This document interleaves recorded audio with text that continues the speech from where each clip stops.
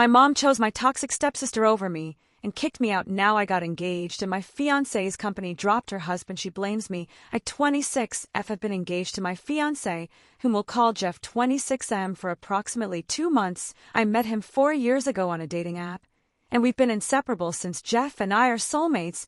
He is the only person in my life who has never disappointed me. I have not had an easy life. My parents divorced when I was 2 years old. My father abandoned us without looking back. He paid child support, but that was it. He never bothered to come and see how I was doing. To be honest, my mother, 48F, was not a terrific mother either. When I was younger, she was more focused on other activities than on raising me. I was basically reared by nannies and babysitters. When I was a little older, my mother was quite young, and her priorities were very different. She didn't care much about becoming a mother, and spent most of her time with friends or on dates. She was an outgoing social who had no time for me, even in terms of her career. She was not taking her work seriously. She was a freelance artist who made good money every month, but she didn't have to worry about me, since she had child support checks coming in to cover everything. I hate to say it, but if it hadn't been for the child support, I'm very sure she would have kicked me out a long time ago. She was never very devoted to me, and I suspected she was waiting for me to mature, so I could leave her alone. Then when I was around 13, she began seeing my stepfather. My stepfather, Matt, 50 million, has a daughter around my age. We'll call my stepsister Jess. When they initially started dating, and my mother brought his family home to introduce us, she advised me to be on my best behavior, since this was very important to her. Now, Mom had brought home boyfriends dozens of times before, but she had never been concerned about how I behaved. She would generally just tell me that she had guests coming over, and I would use that as a cue to go into my room and stay until they went. But this time I had the impression she was serious about the person. Otherwise, she would not have been concerned about my actions. To put it another way, if she wasn't serious about Matt, she wouldn't have worried about my presence in the house at all. The first time I met him and his daughter, they were relatively kind to me, and it was a pleasant introduction. I had no idea what was going to happen to me following that initial meeting. Soon after, he began to visit more frequently, and it seemed as if they had almost moved in together. I didn't mind it. It wasn't bothering me in any way, so I had no need to worry about them. As long as they allowed me to go on with my life, it remained that way. For a long time they were practically living together, and Jess would occasionally visit.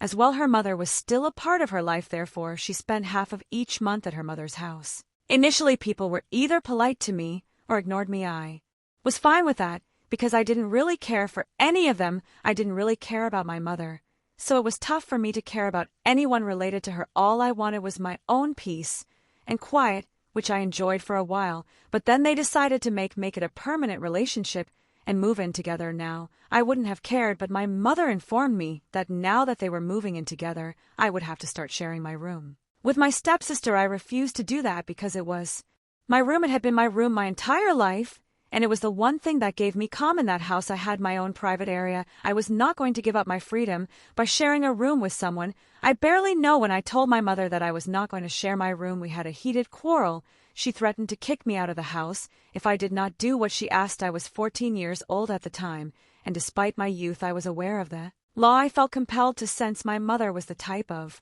person you couldn't truly trust. It's also plain basic logic, and I knew Mother couldn't send me out until I was an adult or she'd face legal consequences.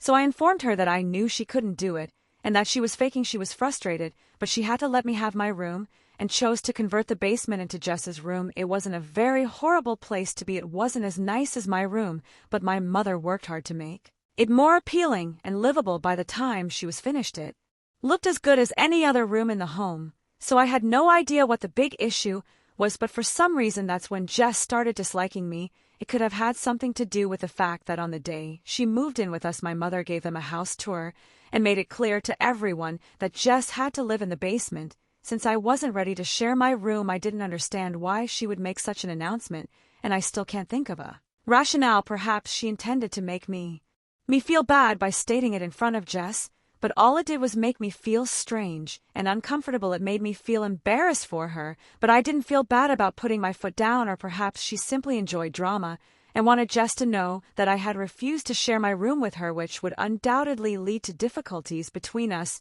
Jess did not appear to be the type of girl who would tolerate something like this. My mother was correct. Jessica refused to let it go after that day. She began treating me as an adversary. She would still spend half of the money with her mother, but the days she would be living with us were excruciatingly difficult for me. She was a threat to society, and she had a personal vendetta against me. She was frequently nasty to me and made horrible statements about me right in front of my face. To give you an example of what she would say, she once told me that the reason my father left my mother was most likely because of me. Then she laughed as if it were hilarious. She would make fun of my appearance because I was slightly fat at the time. She used to make fun of me at school for no apparent reason. Jess had a huge clique of mean females at school, and she would never miss a chance to bully me with her friends. Earlier, she and her pals would simply ignore me, which I loved. She and I were never friends, but that was vastly preferable to being her enemy. The saddest aspect was that I had done nothing to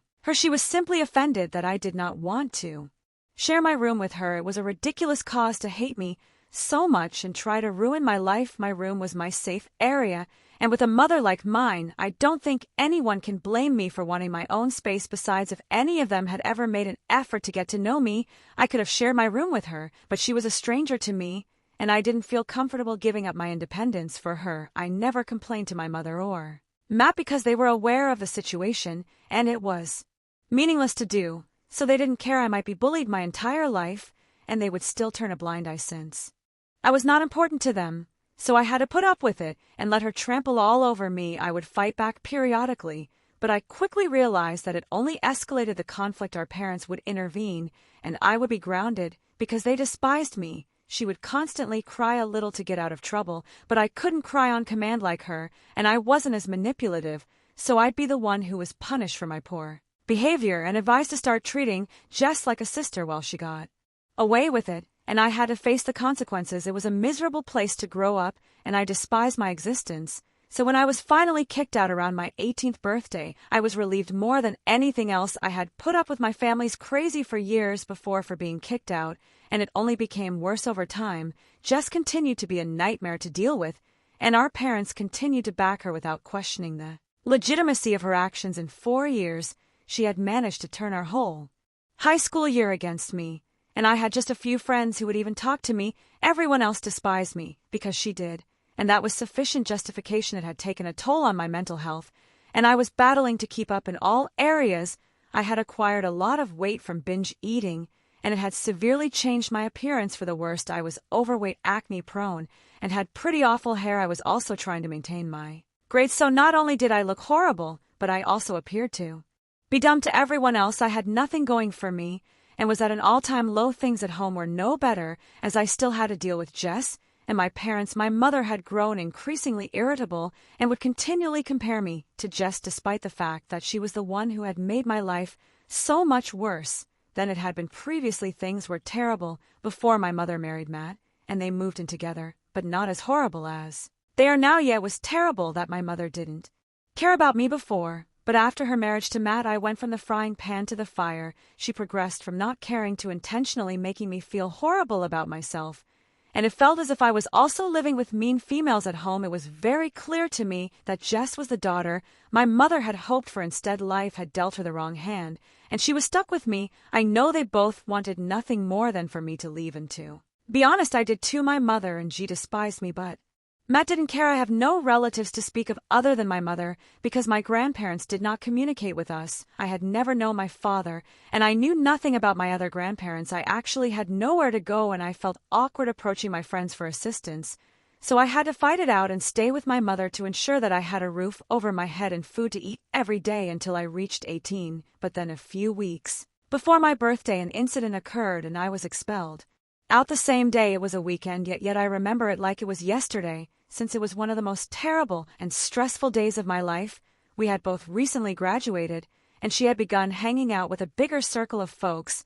She had a buddy whose brother was in his senior year of college, and she was dating her brother. So she and her friend would hang out with his pals, who were all older than us. I understood exactly what they were up to, but I didn't think it was worth bringing it up with my parents, because with my luck it would only backfire.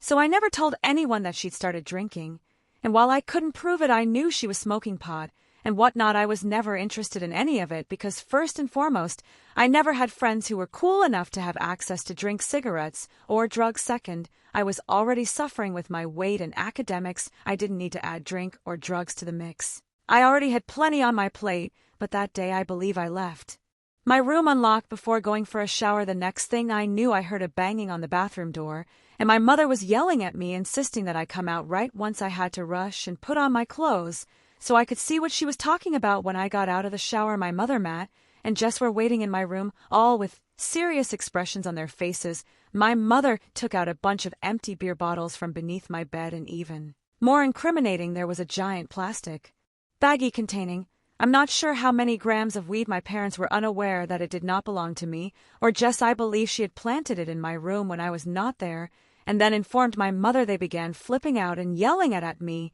about what a terrible person I was. She didn't just yell at me about the drink and drugs, she also started venting about how I was a complete disgrace to them. She protested that I ate all the food. She stated I was a waste. She was convinced that I would never do anything worthwhile in the future, and would simply continue to live with them and spend their money. I attempted to explain multiple times that none of it belonged to me and that I had no idea how it ended up in my room, but she didn't believe me. She lost it when I suggested that Jess might have planted it in my room to get me in trouble. She began yelling at me about how I was always jealous of her and that I would never be as good as her at anything, which was why I was attempting to shift the blame. I was crying uncontrollably by that point, but she didn't seem to care and proceeded to rant at me after some while she stopped shouting at me and told me I needed to leave. I had no idea what she was talking about, so I asked her where I was heading. She told me she didn't care where I went, she just wanted me out of the house because she was tired of dealing with me when I refused to go. She threatened to call the cops on me. She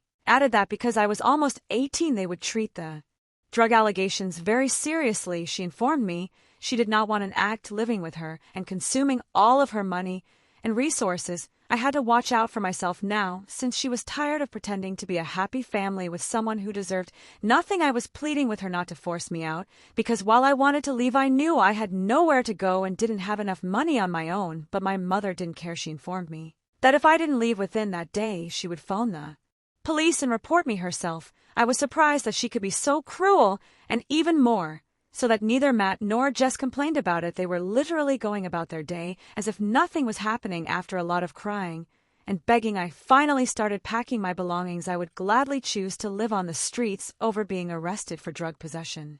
I finished packing by the evening, and as I left the house, no one said goodbye, and I never looked back. I went to the park and sat on a seat for a few hours, but it got pretty cold, so I decided to go over to a friend's apartment and spend the night there, hoping they would let me. I went to my best friend Amy's house and asked if I could stay with her for a few days. She already knew how my parents were, so I didn't need to explain much to her. When I told her about what had happened that day, she was horrified. She said her parents could help me if I allowed them. I'd always urged her not to tell anyone about how my parents treated me, including her parents, because I wasn't sure if anyone would believe me. I guess I felt awkward revealing these sensitive information about my life with others, but that day she compelled me to inform her parents, who were as appalled as Amy was. They called my mother and attempted to speak with her, but it didn't help, and she was quite unpleasant to them, so they recognized that talking to her would not make things any better. Then they did something for which I am grateful beyond words. They promised me I could stay with them for as long as I needed to,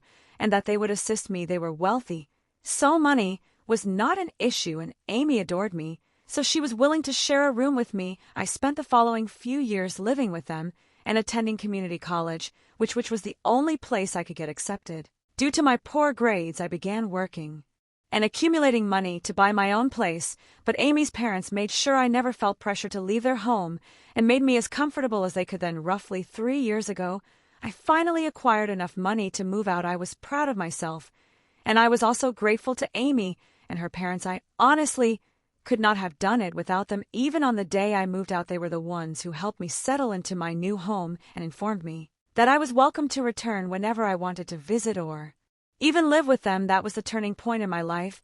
By then I'd shed a lot of weight, and my health had improved significantly. I felt and looked better. I was also generating enough money to support myself and had put in enough effort to improve myself. So I decided to start dating as well, because I wanted to marry someday and needed to start searching. I met a couple of guys before Jeff, but it usually fizzled out before it could get serious. After meeting Jeff, I fully understood why it was. Because Jeff and I were intended to be together, whereas the other guys I met before him were only there to have fun. When we first started dating, I had no idea he was wealthy and the heir to his father's firm. I just liked him because he was humorous and cute, and he appeared to like me as well. After a few months of dating, he informed me about his family, and I understood they owned a restaurant chain which he would inherit in a few years. After his father retired, many people may believe that learning how wealthy he was changed things for me, but I simply regarded him as the same person I had known before. That information made no difference to me. I still loved him as much as I did before we moved in together after approximately a year of dating, and he had introduced me to his family a few months earlier. Everyone in his family liked me, and we got along great. Everything was absolutely perfect. So when he recently asked if I wanted to marry him, I knew the answer right away. We've been engaged for 2 months now, and things are going great, but then around 2 weeks ago, I got an email from Jess. We haven't spoken in almost 8 years, and I haven't heard from my family since I was kicked out. I had no idea why she would contact me now, especially to make amends. I believe enough time has passed, and neither of us cares enough to try to mend the problem anymore. So when I received that email and understood she was reaching out to me to apologize for all that had happened in the past and admit that she had been a complete nightmare, I was perplexed. She admitted to placing stuff in my room to get me tossed out since she disliked me for no reason. I had no understanding why she was revealing all of that so many years later, and I sensed something was wrong with the situation. The timing was further suspect because I had recently gotten engaged, and I knew she must have known about it. I had mentioned it on social media, and we attended the same high school, so someone must have told her about it. Everything felt odd, so I started to investigate. As a result, I discovered that the man Jess was married to also owned the company that supplied plastic containers and other items for takeaway orders to Jeff's restaurants. It was easy for me. All I had to do was create a phony profile and stalk her from there. I went to her husband's profile where he disclosed everything about his work in his bio, so it was a simple process. I already knew a lot about Jeff's business because we had planned to run it together after his father retired. So I was already learning the ropes. When I realized this was the individual he was dealing with, I immediately alerted Jeff. Now, over the past few years, I've done my best not to think about my previous life since I just wanted to go on. So I didn't follow anyone from my family online, and I told my friends not to tell me anything about them. I had no idea Jess was already married and had been for a few years, but when I discovered that her husband was actually interacting with us, Jeff, and I decided to cancel our arrangement. It was already costing us a lot of money, and I don't think I'd ever do business with that woman again. Jeff also informed me that the quality of the things delivered by her husband had reduced significantly since the beginning. They were considering dropping him as a supplier anyhow, and were in talks with another guy who offered lower prices and better products. So last week, a few days after I received Jess's email, Jeff decided to meet with her husband and cancel their contract, but for some reason, Jess believes I did this on purpose to get her back, and she has been accusing me of it in her emails and social media posts. We haven't spoken in about a decade, but she still believes I am carrying a grudge against her, which I may be, but that is not the true reason her husband lost our contract. She posted a few days ago that many of her clients had already dropped them, and this was the final straw, but she maintains that I did it out of spite, and that this was really unprofessional of us. She tagged our Facebook page in her post, and things have gotten pretty ugly. I feel awful for her because according to her message, she and her husband have been losing business left and right. Okay, I'll admit that some of this was personal, but much of it was business as well. I doubt Jeff and his father would have dropped her husband as a supplier based only on my word. Nevertheless, I feel awful for her. I'm not sure if I should have made my fiancé quit working with my estranged stepsister's husband. Update 1. Okay, so Jeff has spoken with his father's lawyers, and he believes we did the correct thing. So we're going after them legally and asking that they remove that message. We are also filing defamation charges against them because the guy charged us a bomb and delivered things that fell short of our expectations. If we could obtain a better offer somewhere else, we'd obviously go there. It's just a coincidence that Jess is married to the guy who runs that firm. Instead of improving their company's operations, she chose to trash us on social media. It's stupid that I allowed myself to feel horrible for her after everything she put me through, but you guys truly opened my eyes. So I appreciate that. Many of you have been quite supportive, which I appreciate. Thank you so much for your comments. Update 2. So Jeff and his father filed a slander claim against Jess, and her husband a few days ago will meet with a court-appointed mediator in a week, maybe, but in the meantime my mother has taken it upon herself to protect her poor little stepdaughter. Yet again, it is so silly. I feel like I am back in high school, but happily I'm not back in high school. So I can simply disregard what they say. Unlike then, I don't need to be in my mother's books to get a roof over my head, so she may cry all she wants about it, but nothing will change. She has been attempting to contact me for the past few days, ever since Jess was served, but I have simply blocked her and gone on with my life. I don't need that type of negativity around me. I am engaged. I'm going to marry the guy of my dreams, and I don't need her or her insane stepdaughter back in my life. Update 3. Hey, so let me quickly fill you in. First, we won the defamation lawsuit. It wasn't even that difficult because my father-in-law's lawyers are absolute sharks and they killed her and her husband, so maybe they'll focus more on their business now and meet their clients' expectations. They had to pay for what they stated, and we were able to strike an agreement.